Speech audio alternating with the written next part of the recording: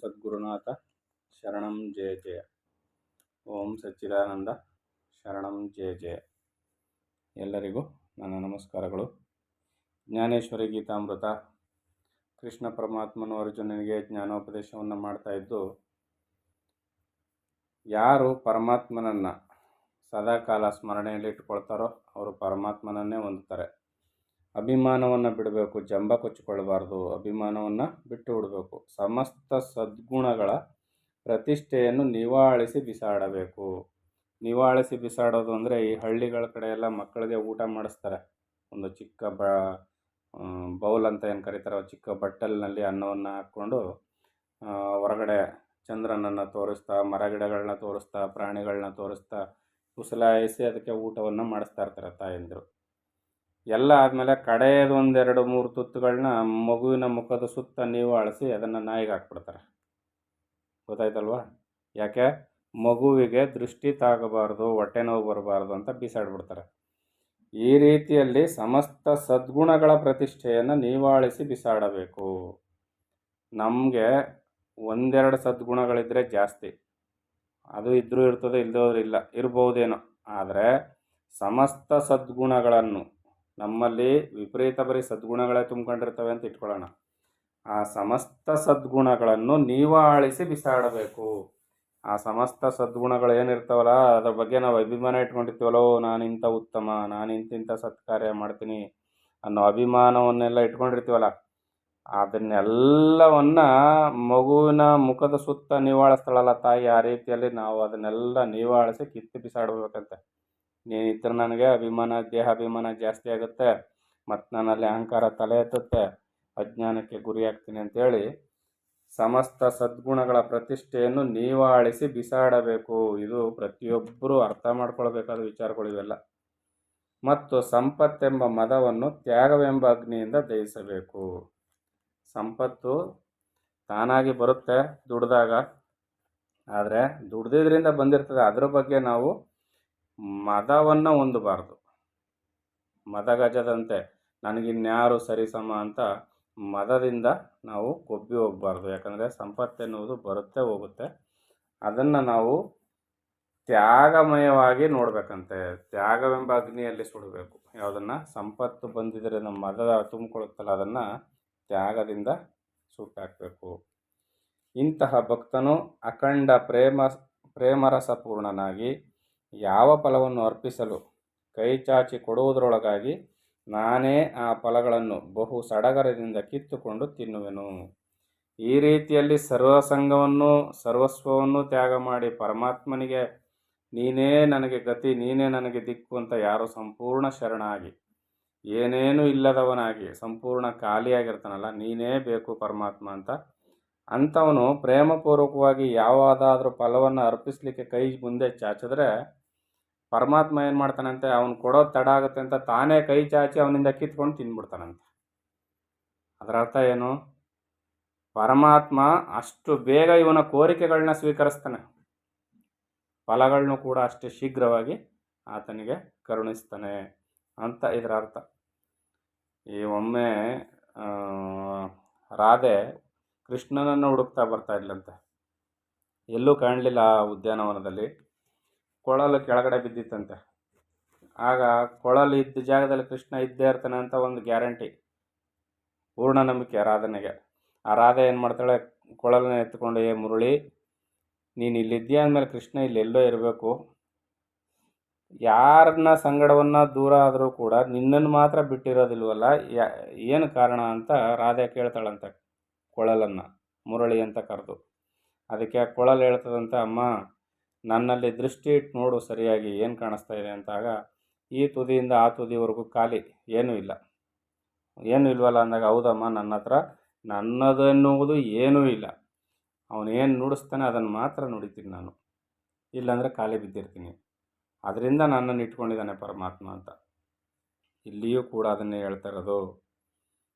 ಯಾರು ಪ್ರೇಮರಸಪೂರ್ಣರಾಗಿ ಯಾವ ಫಲವನ್ನು ಅರ್ಪಿಸಲು ಕೈ ಚಾಚುವರೋ, ಆ ರೀತಿಯಲ್ಲಿ ಎಲ್ಲವನ್ನು ತೊರೆದು ಪರಮಾತ್ಮ ನೀನೇ ದಿಕ್ಕು, ನೀನೇ ದೆಸೆ ಅಂತ ಯಾರು ಪರಮಾತ್ಮನಿಗಾಗಿ ಹಂಬಲಿಸ್ತಾ ಭಕ್ತಿಪೂರ್ವಕವಾಗಿ ಏನಾದರೂ ಕೊಡ್ಲಿಕ್ಕೆ ಬಂದರೆ ಪರಮಾತ್ಮನೇ ಮುಂದಾಗಿ ಕೈ ಚಾಚಿ ಕಿತ್ಕೊಂಡು ಅದನ್ನು ಸ್ವೀಕಾರ ಮಾಡಿಬಿಡ್ತಾನಂತೆ. ಹೇ ಅರ್ಜುನ, ನನ್ನ ಅಂತರಂಗ ಭಕ್ತರಲ್ಲಿ ನನಗಿರತಕ್ಕ ಪ್ರೇಮ ರಹಸ್ಯವನ್ನು ಇನ್ನೂ ಬಿಚ್ಚಿ ಹೇಳುವೆನು ಕೇಳು. ನನ್ನ ಅಂತರಂಗ ಭಕ್ತರು ಇರ್ತಾರೆ, ಅಂದರೆ ತುಂಬ ನಿಕಟವರ್ತಿಯಾದ ಭಕ್ತರು. ಅಂತರಂಗ ಭಕ್ತರು ಅಂದರೆ ಈಗ ನಮ್ಗೊಳಗೂ ಇರ್ತಾರೆ. ಕೆಲವ್ರನ್ನ ಹಾಯ್ ಬಾಯ್ ಫ್ರೆಂಡ್ ಮಾಡ್ಕೊಂಡಿರ್ತೀವಿ, ಕಂಡಾಗ ಮಾತ್ರ ನಮಸ್ಕಾರ ಹೋಗಿ ಬನ್ನಿ ಅಂತ ಇರ್ತೀವಿ. ಕೆಲವರಲ್ಲಿ ವಿಪರೀತವಾದ ಆತ್ಮೀಯತೆಯನ್ನು ಏರ್ಪಾಡು ಮಾಡ್ಕೊಂಡಿರ್ತೀವಿ, ಅವ್ರನ್ನ ಅಂತರಂಗ ಭಕ್ತರು ಅಂತ ಕರೀತಾರೆ. ಅವರುಗಳ ಬಗ್ಗೆ ಮನಬಿಚ್ಚಿ ಅವ್ರ ಕಥೆನೂ ಹೇಳ್ತೀನಿ ಕೇಳು. ನನ್ನ ಭಕ್ತನು ಭಕ್ತಿಪೂರ್ವಕವಾಗಿ ಕೊಡುವ ಪುಷ್ಪವನ್ನು ನಾನು ಆಘ್ರಾಣಿಸುವುದು ಮಾತ್ರವೇ ಅಲ್ಲ. ಪುಷ್ಪವನ್ನು ಆಘ್ರಾಣಿಸುವುದು ಅಂದ್ರೇನು? ಹೂವನ್ನು ಈಸ್ಕೊಂಡು ಮೂಸಿ ನೋಡಿ ಅದರ ಪರಿಮಳವನ್ನು ಆಘ್ರಾಣಿಸುವುದು, ನೋಡುವುದು, ಆನಂದ ಪಡುವುದು. ಆಯಿತಾ? ಆ ಪುಷ್ಪದಲ್ಲಿ ಅಡಗಿರುವ ಅವನ ಪ್ರೇಮ ರಸಸ್ವಾದನೆಗಾಗಿ ಆ ಪುಷ್ಪವನ್ನು ತಿಂದೇ ಬಿಡುವನು. ಅವನು ಅದೆಷ್ಟು ಪ್ರೀತಿಯಿಂದ ತಂದಿರ್ತಾನೆ ಆ ಭಕ್ತ ನನಗಾಗಿ ಹೂವನ್ನು ಅಂದರೆ, ಅದರಲ್ಲಿರ್ತಕ್ಕಂಥ ಘಮಘಮಿಸ್ತವಂಥ ಪರಿಮಳ ಇದೆಯಲ್ಲ, ಅದನ್ನು ಮೂಸ್ತಾ ಇದ್ದರೆ ಅಷ್ಟಕ್ಕೆ ತೃಪ್ತಿ ಆಗೋದಿಲ್ಲ ನನಗೆ. ಆ ಹೂವನ್ನು ಕೂಡ ತಿಂದು ನಾನು ಅದರಲ್ಲಿರುವ ರಸವನ್ನು ಹೀರಿ ನಾನು ಆನಂದವನ್ನು ಪಡ್ತೀನಿ.